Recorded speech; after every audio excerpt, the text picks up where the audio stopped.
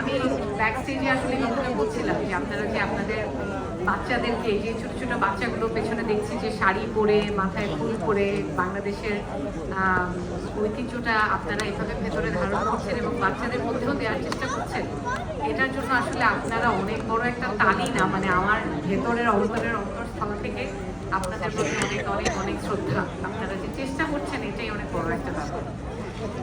চেষ্টাই নয় আপু, এখানে যারা মারা আছে বেশ কিছু তো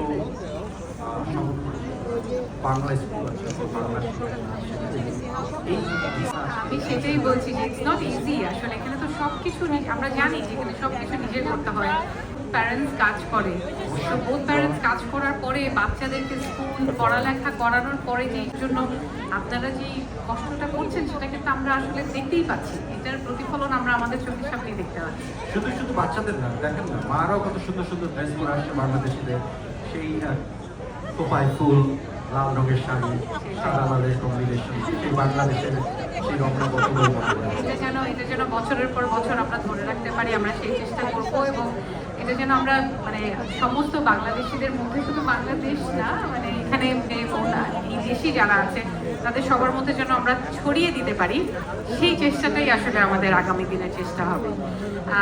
এখন আমরা যে পরিবেশনে যাব সেটা হচ্ছে নৈপুণ্য গ্রুপ। আপনারা সবাই নৈপুণ্য গ্রুপকে চেনেন।